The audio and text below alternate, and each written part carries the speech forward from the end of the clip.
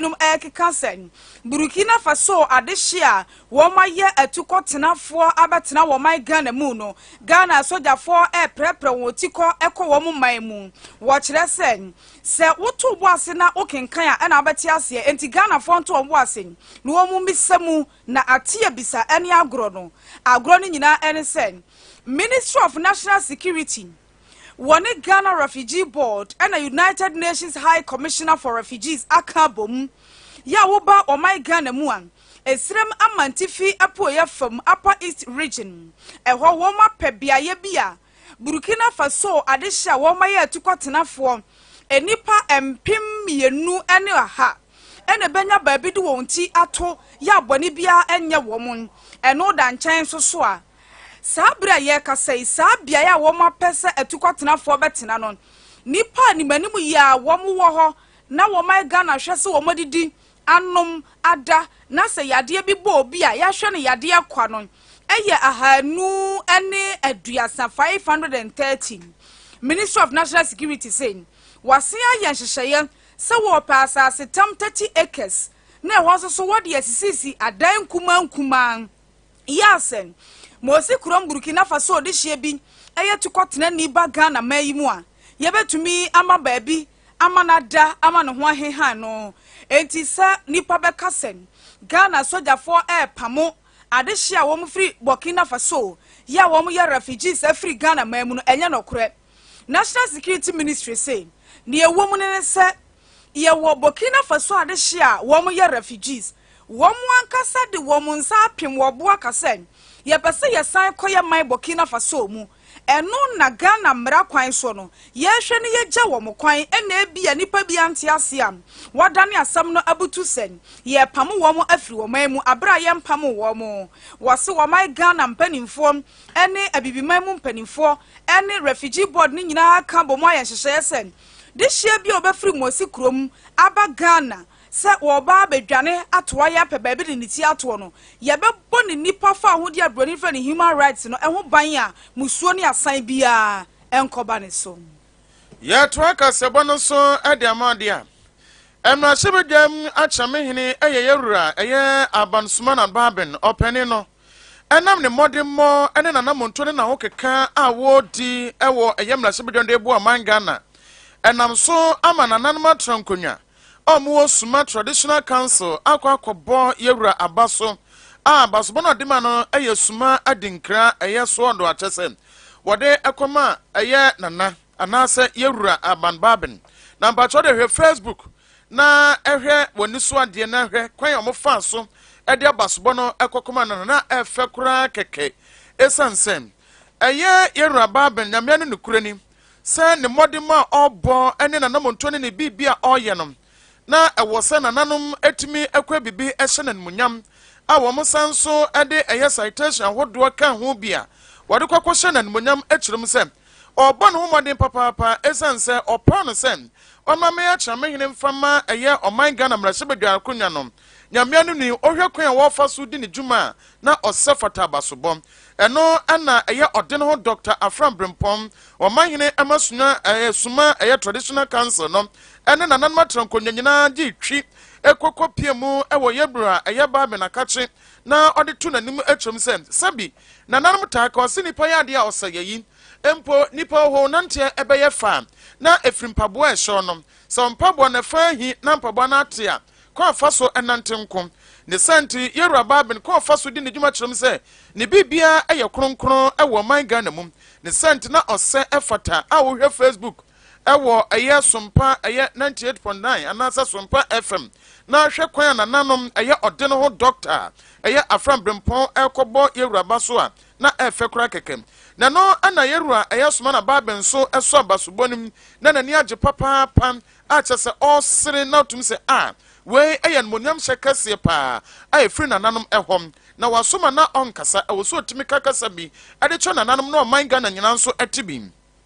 yɛwura abanbaben de tudwa kyerɛ mu sɛ nananom atra nkonya ne nananom ahemfo mu ɔman Ghana mu adwumadie bi ombedi ɛwɔ mam no hia papaapa ɛsan sɛ sɛ aban bi anasa mamu bia ɛkɔ so na nananom atra nkonya so antumi amfo ho anhyɛm bi ammoa amma ɛyɛ amammo na abankɔ no ebua na akwa so asa kapom na wadwam anasa wanyam ne sent no nea ɔde to nananom atra nkonya nim omufri suma ɛba bepiem onyina nim sɛ nea wayɛ no aso ni papaapa na wensu be hyɛ ne nkurane ama ne dwumadi a ɔde no atumi ayɛ krabɛhwɛ na ɔkɔ so ɛhyɛ nananom ɛbɔ kyerɛ mu sɛ deɛ da ɔman Ghana asese mmarahyɛ badwam sɛ bi ɔmde ba bɛto dwam ɔman Ghana nyina so ahu sɛ mmarahyɛ badwa no ɔmo kɔ benkum na so ɔmo kɔ nifa ɛyɛ LGBTQ ho nsɛnsɛm a sɛ da mmarahyɛ badwam no sɛ no ɔno nso ɛte ɛyɛ ase a so ɔyɛ mmarahyɛ badwani ɔmo nyinaa sɛ wɔma kyea me hene no ɔbɛhwɛ ma bibibia tototo na kwam ama sabio deɛ frɛ ne trumuntu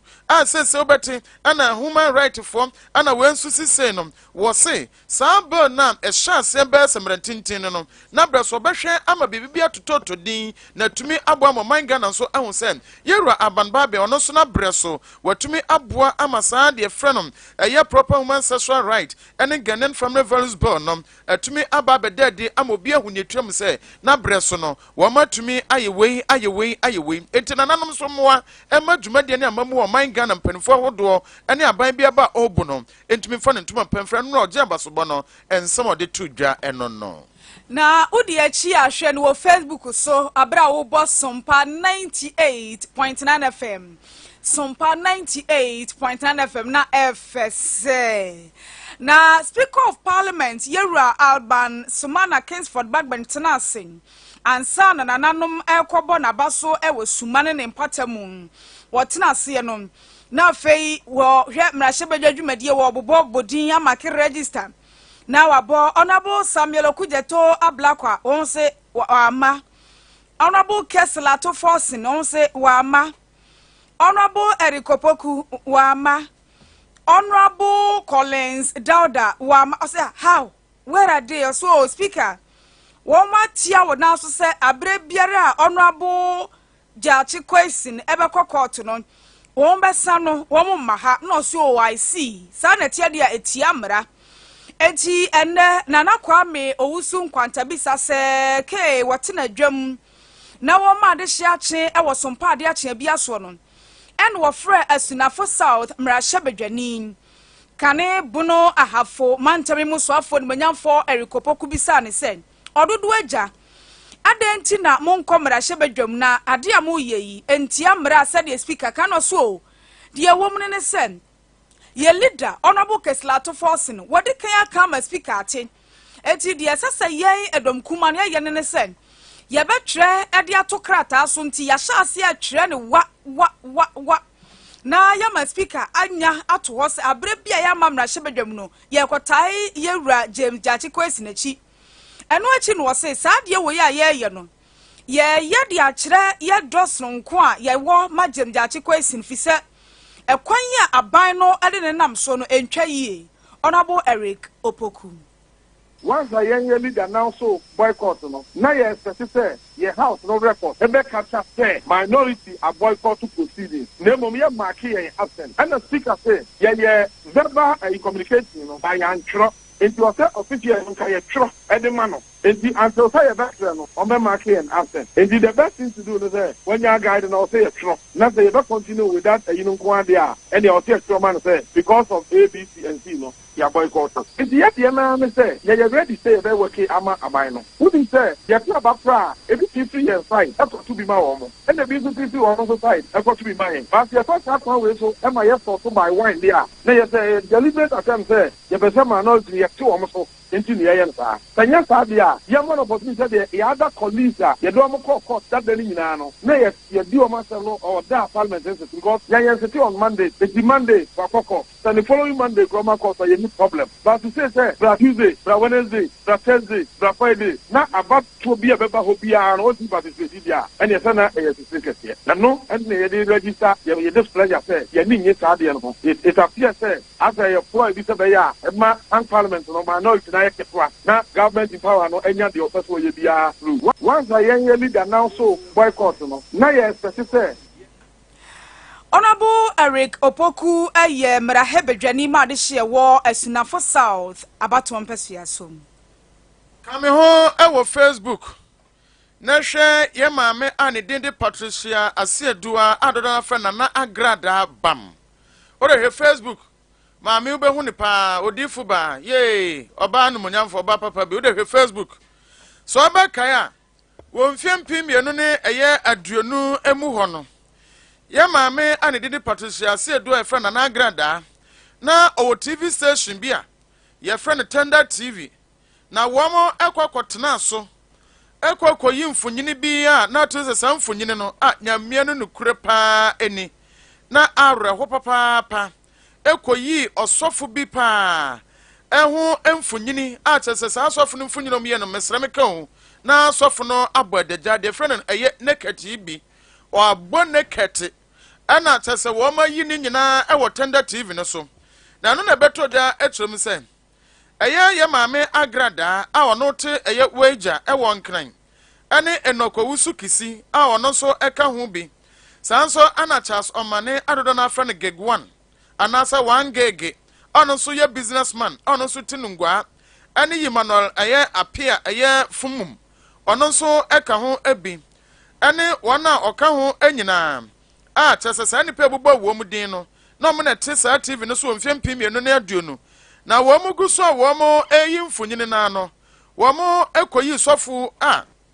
sofu no nyamfo wo mu koyi ni mfunyini video bia na cheso otumi se we de etiamra e wo man Ghana mu e wo mfiem pimienu na aduonu na ensam ni didima ama ababeto dwa chemsem enipa me bubọ mu den na nagrada eka hu bi no wodoma kwa akogina mu e wasendibia e wo eye enkran eye high court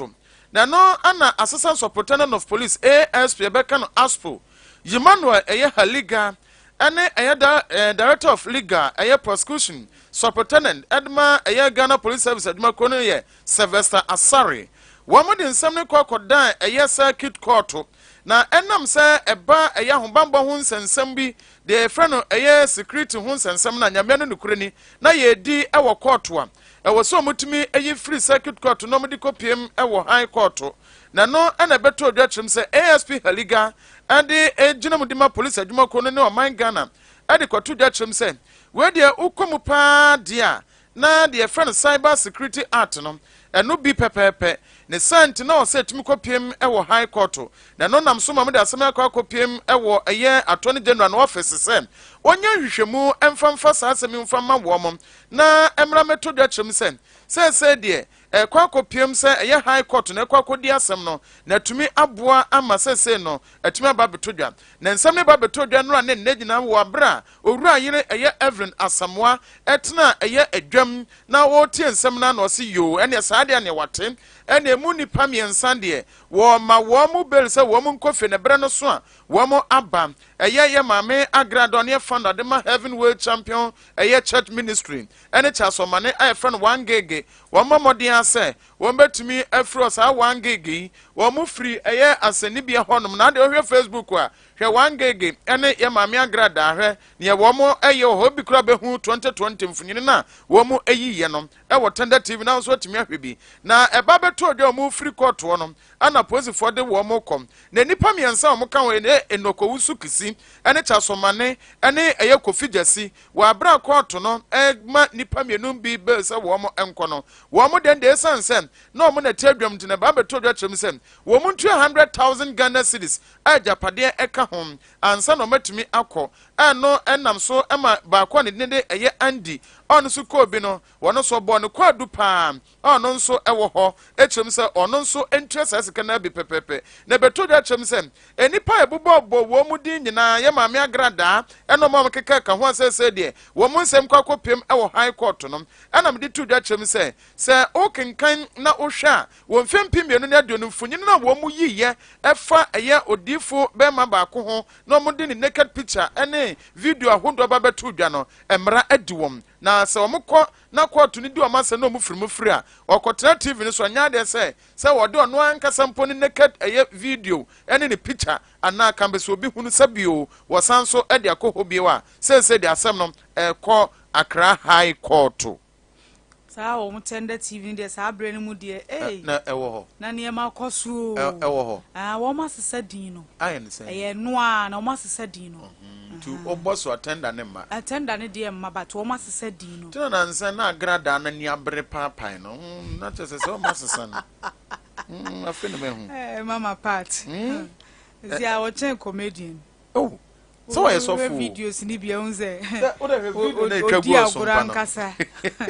say wa mo bi 100 Ghana bedase ma me ni so nka mama party so nka fam sika mama uhunu kan no waba Ghana no o ma ebi so na yesusu so waye nkrofo fra kadam agege wo musika kasa bre wo twiri mu so ha de was mate asori asanya members abusia udi achi ewa ye Facebook ne so am bo Sompa 98.9 FM Sompa 98.9 FM na oba ye Facebook ne so a mama Pat no ohwani so ade bi de ne space ya hye ne bo so saa ni tri nwi kufu sa Abraham abodwe se no ode nam mu wo ho na yamra bono mantam ahin cross nwane Ecobank sika korabia waba bebo adze ewo sunwane na wobetena sunwa kuremu di ni juma no a enrada na wofa akrata eto nanim ebiebie mu a no oteketiki di no ho nkakrakra watekia kosi eti wateki wie no eda ye ba sunwane besi nne ye wonipa adiosia 63 bia wo mo de aha no wo mo de wo musika sia Sikan kwa obeyi bi kra kwa akwato ntoso maso kra na esan ya ne ya ene Ecobank yeso ye ne na di ne yie ene ono soso na ni age ye ho na wo mode wo musika besi wo hadanya no nko ada bia wo de customers foforo ba wo ha so Ecobank for pa aboa wo maboa ma omuni mu anka kwasi anko free SHS ni bi prospectus list se tie nie ya wunya bia fa bi kosie wo Ecobank eti eno a wo ye Ecobank double salary promotion reloaded raffle na eno na sie no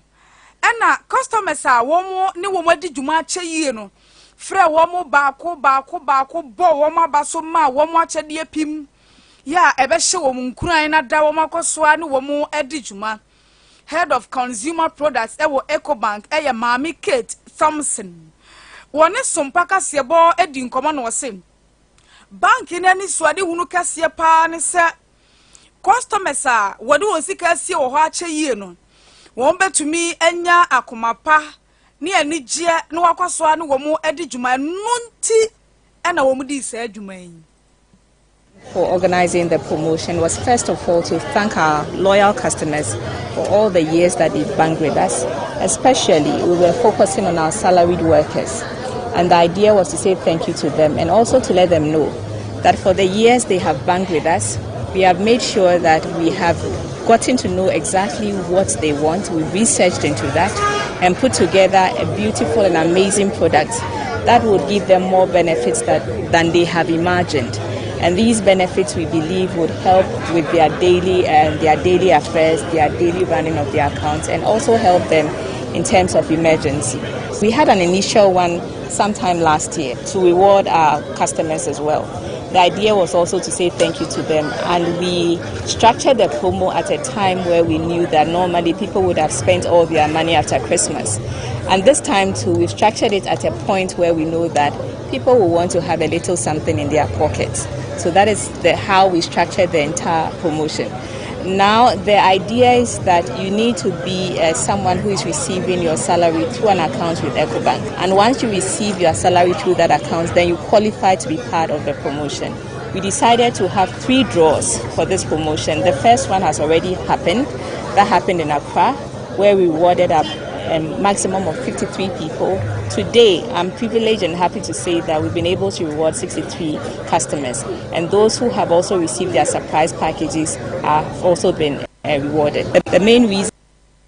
Onipokasa ye Ra Kate Thompson, or head of consumer products at Ecobank. Kan ho ewo Facebook na hwe woni so ade na enrada na adaje eniposo ohwe pa na esanso areho pa se bono mantam ahinkro sunyane ɛyɛ amanyɔkuo kɛseɛ baako a agye din paa na n'aban so a yɛtu kyɛde ma mo yɛ New Patriotic Party na wɔn a wɔn si ahenemekyerɛ delegate no bi a wɔn Sunyani East ekyerɛ mu sɛ yɛkɔ akɔto pono no mu tom yɛkɔto regional office de ma MPP amanyɔkuo ne kɔtum ne yɛkɔto Sunyani East nso deɛ ne yɛkɔ akɔtum sɛ bam adɛnti a yɛnoa ne sɛ na amen hwɛ placards ahodoɔ matwerɛtwerɛ so wɔn sɛ ahe Chairman Kwame Bafa Bronye sɛ party no ana party no mpanimfo wom party no monhwɛ ma party no nso ngu sɛ asoma si no bentanje party no abɔ so sɛ yɛ wɔn dea adanti ane nsɛntrɛ fɔ momra Sompa fɔ momla metie yɛ kɔ bi a nipa bɛsa duonum ne akyira bɔdɔm pema dan an ɛyɛ Sunyani East ɛyɛ constituency executives no ebi ma yɛ ɔmo adwene sɛ wɔn ɛne ɛyɛ constituency executives ne sɛ ntɔmo mpene ne mpene kyena adanti a kɔɔto sɛ an ɔma wɔn nyɛ ne nan nyɛ ne kyena ɛde ne verdict gura aba bɔnten sɛ saa verdict no ɔde aba bɔnten no wɔn fa bɔndada no hwɛ so nto aba nanso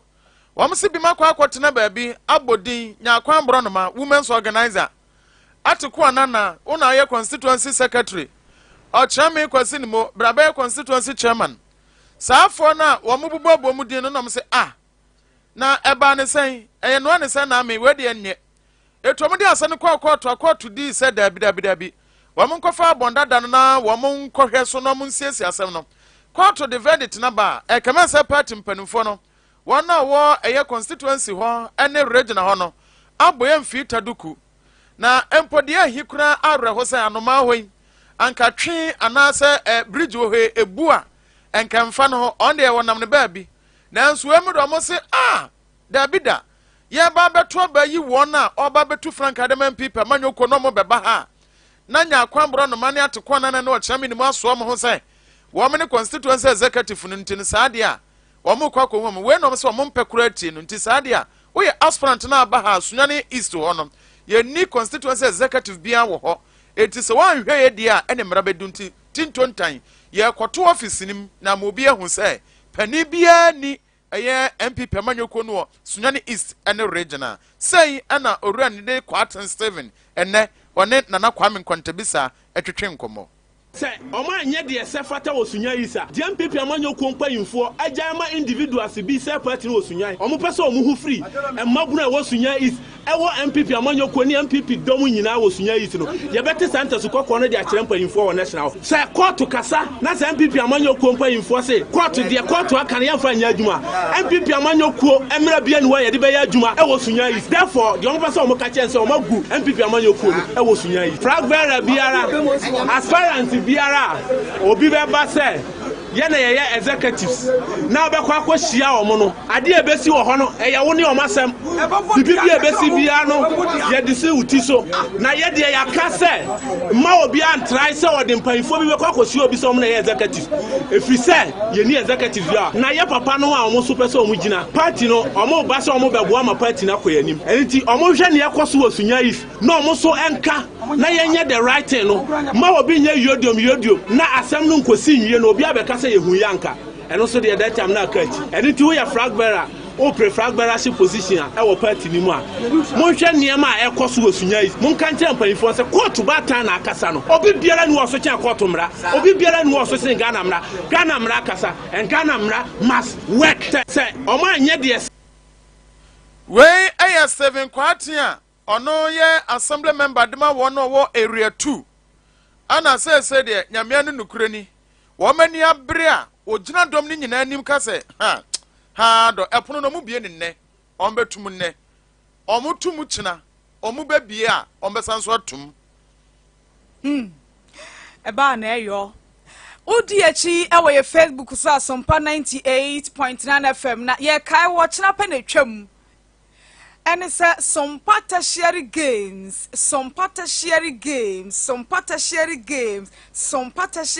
ɛba so nyame ɛyɛ adom a ɛyɛ memeda edi yɛnimu yi a ɛna Sompa tertiary games no ɛba so enti ɛbɛsi akansie no bi ɛyɛ ball bɔ volleyball table tennis bɔ basketball ɛna afei yɛkura toɔ ne de nsuo agumu kakra bi na sɛ yɛ wutumi yɛ na esi hɔ a na wayi jollof no ɛne akokɔ namba ako wote ya na obi aye ne de na ono so de asi wo no aba betu eno na ebeya kansie kese pa ebeya de meme de ya wo Sunya Technical University brane nka mom ne ani ani yento akase bono eso ya to akase bono so de ma de a enrada arehosem a esi ye ewo eye abisim eye kura ehye Sunya ne municipal ase chesa abisim de unya boss kan ya probiase ye mikroma abisim ofira kura na odoje arehosem esi ye wa abisim dominance Pentecost Junction ne se abofra bi wadi mfie eye baako ene fane dende eye Elvis eye amponsambo ahe abofra ni nuanom bi di agro na nipa num bi eje abofra ikra afiri ne nsem se ka ne bo no se moto ne bo no so obi na sheda age ne kra afiri ne nsem no enrada ye ne abofra papa etwetwe ho nkomo emo de to dwa kyerem se opani no no wo adwumam won kwata ya friend se won hia won ewo regional hospital ade aba be pie ma ne ba ene da hoyi de na ate de na asi de na ato abofra na a obinim de asi ye na enam so ama abofra na to na nanom won se do ma posifo kopie mu eguso adoma so etototo fama na enum ana ebeto dwa kyerem se na emu awrem sabofro ne nam hawia anasa nwumre mesa no nan kono num so na bibi atima to abofra na to ansa abofra ne butu fam emoje nyuno no de hwe Facebook na hwe abofra no ana oda ho no na se snap no kura ne obubetim de ebusa wono so abodua anadai so no one gina amamra ne amane ewo eye abisim do na ka masa de ka bia ti ka ne di akure de ka aba kra na sia bodi ku ye de hu kan pa na jina bo ada na mo ko ba mo sa ho ne ka na bo lo to ya ika kana fare na so ka fo fare na so ba tu bia ke mani wo fo bia so wan ti se ka o ti kan ka fa dia so ko grante ya ko won ti me ko fe na ha fe